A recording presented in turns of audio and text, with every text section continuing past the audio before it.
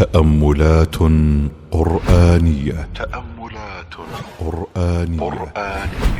قرآن أحيا في قلبي نورا من بين الظلمات، أعطاني ثقة في ربي، أملا إيمانا وحياة، في كوني لا أيأس أبدا والحشر. بسم الله الرحمن الرحيم. إذا زلزلت الأرض زلزالها وأخرجت الأرض أثقالها وقال الإنسان ما لها يومئذ تحدث أخبارها بأن ربك أوحى لها يومئذ يصدر الناس أشتاتا ليروا أعمالهم فمن يعمل مثقال ذرة خيرا يره ومن يعمل مثقال ذرة شرا يره. بسم الله الرحمن الرحيم. الحمد لله وصلى الله على نبينا محمد بن عبد الله وعلى آله وصحبه أجمعين. سورة walaalayaal xalqadan aynu fiirsan doono in sha Allah tabaaraka wa ta'ala wa suuratu az-zalzala. suuradaas waxa lagu bixiyay az-zalzala iyadoo laga soo qaatay magaca ugu horeeya ama ficilka ugu horeeya oo ah idha zulzilatil ardu arlada marka la ruxo. suuradani waa suura makiya sida culamo badan ay ku tageen raxmatullaahi calayhim, laakiin in khilaaf ayaa ku jira. suuradani qofka waxay ku boorinaysaa khayrka waxa weeyaan qofku inaanu yaryaraysan, sharkana qofku inaanu yaryaraysan. khayrka yar ee qofku u shaqaysto abaalmarintiisa inuu helayo, sharka yar ee qofku u shaqaystana inuu helayo abaalmarintiisa. ilaahay wuxuu yiri bismillaahir rahmaanir rahiim. idha zulzilatil ardu arlada marka la ruxo zilzaalaha ruxankeedii marka la ruxo wa akhrajatil ardu arladuna ay soo saarto athqaalaha culaysiyadeedii ay soo saarto wixii caloosheeda wax weeyaan ku jiray ay soo qubto oo dad iyo wax weeyaan maxay ahayday dad ku aasan iyo khasnada iyo wax weey dahab lagu aasay iyo wax kasto arlada hoosteeda ku jira marka wax weeyaan arladu ay soo tuurto. وقال الإنسان إنسانكي قال كهنا أو إلهضو ما لها محا أسوغن أرلدا ومحا دعي يومئذ مالنكا تحدث ويورمي دونتا أرلدو أخبارها ورركيدي أردن توحويان يعني دميسترن أي أرلدو أي ورمي دونتا بأن ربك أوحى لها واي ربك أي أوحيودي أو كو إلهامي سبحانه وتعالى أو بري يومئذ مالنكا يصدر الناس تدكو حويان وحي صوبح دونان أشتاتا يقو أو كوحاء وفريق في الجنة وفريق في السعير لبا كوحودا كوحا الجنة يكوح أهل النار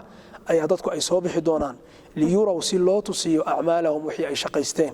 faman ya'mal qofkii hadda shaqaysta dunida inta la joogo mithqala dharratin waxa weeyaan quraanjo in la miisaan ah oo khayran khayra yarahu wa arkaya waman ya'mal qofkii shaqaysta mithqala dharratin quraanjo in lag oo la miisaan wax la miisaan oo sharran xumaan ah yarahu wa arkaya waana la kulmaya. suuradani waxay ka waramaysaa walaalayaal sidaynu uga baranay suwarkii horeba qiyaamaha iyo xasuusinta la xasuusinayo. idha zulzilatil ardu zilzalaha arladu markay ruxanto ruxankeedii waxay ruxmaysaa waa xaaladda nafqiga hore uu dhaco oo suurka marka la afuufo ayaa arladu ay ruxmaysaa. markay ruxantana wax alla iyo wixii makhluuqi ku dhex jira waa baaba ayaan waa dhimanaya. wa akhrajatil ardu athqalaha waa nafqiga labaad, waa marka labaad marka suurka uu afuufo israafiil marka labaad ayaa wax weeyaan haddana arladu waxay soo tufaysaa wax kasta oo ku jiray wax weeyaan caloosheeda. waa sida wax weeyaan walqat ma fiha wa takhallat ila samaa shaqat ilaahay muxuu ku sheegay walqat ma fiha wa takhallat arladu markay soo tuurto wixii dhexdeeda ku jiray caloosheeda ku jiray wa takhallat ay ismarnaysiiso wixii dhexdeeda caloosheeda ku jiray ay iska soo hurgufto arladu. وقال الإنسان إنسانكي قال كها أوله ما لها الإنسان قرآن كهدي استعماله وحلوه كذا قالك يا أيها الإنسان وقال الإنسان قتل الإنسان ما أكفره قفك قال كهذا لو كذا لكن قفك مؤمن كوحل إلى هذا يا أيها الذين آمنوا إيوه المؤمن إيوه وحول عبره.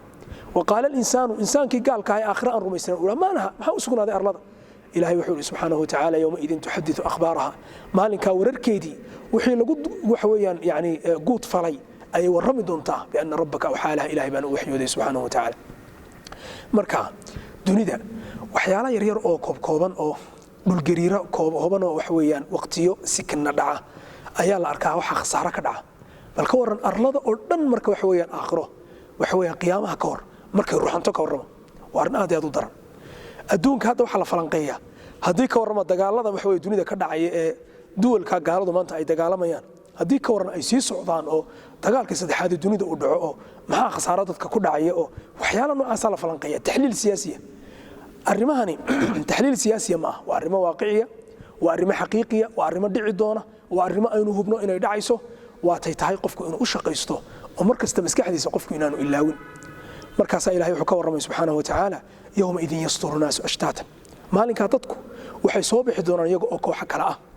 iyaga oo dadku la kala qaybiyey oo wasiiqa aladiina kafaruu ilaa jahannama zumara wasiiqa aladiina ittaqow ila aljannati zumara iyagoo kooxa ah zumar iyo jamaacaad oo loo kala qaybin doono jamaacaad iyo kooxo jannada gelaya iyo qaar naarta gelaya waa maalinka ilaahay uu yidhi wayowma taquumu saacatu yowmaidin yatafarraquun maalinkaa dadku way kala tegi doonaan waa tafaruqa jamac dambe oo ka dambeeya aanu jirin dunida dadkii waxa weeyaan asxaabta ahaa ama waxa weeyaan yani tolka ahaa haddii maanta ay kala dhintaan dee may kala tegin muddo ayay kala qarsoonaanayaan laakiin ilaahay wuu isu keenaya subxaana wa tacaala yowmuljamci baa dambaysa oo laysu iman doono laakiin kala tagga rasmiga ee dhabta ah wuxuu dhacayaa marka waxa weeyaan fariiqun fi ljanna wa fariiqun fi saciir marka dadku ay kala noqdaan ciyaadan billahi subxaana wa tacaala ee dadka ahlu jannaduna janno ay galaan ahlu naarku naar ay galaan markaasaa tafaruqii rasmiga ahaa ee dib aan loo kulmi doonin markaasuu dhacaya markaasaa ilaahay wuxuu inagu dhiirigelinayaa camalada saalixa ah faman yacmal midqaala daratin khayran yarahu dhuudhacsa in leeg quraanjada teeda yaryar ee ugu yaryar wax miisaankeeda leed oo khayra qofka hadduu shaqaysto wuu la kulmaya oo arkaya inta in leego shar qofka hadduu shaqaystana wuu la kulmaya oo arkaya sidaa ogeed inaan ku dadaalno acmaasha saalixa oo qofku aanu yaryaraysan waxyaalaha xunxunna qofku ka dheeraado iyo dunuubta oo qofku aanu yaryaraysan wallahu aclam wa sala allahu calaa nabiyina muxamed wa aalihi wa saxbihi ajmaciin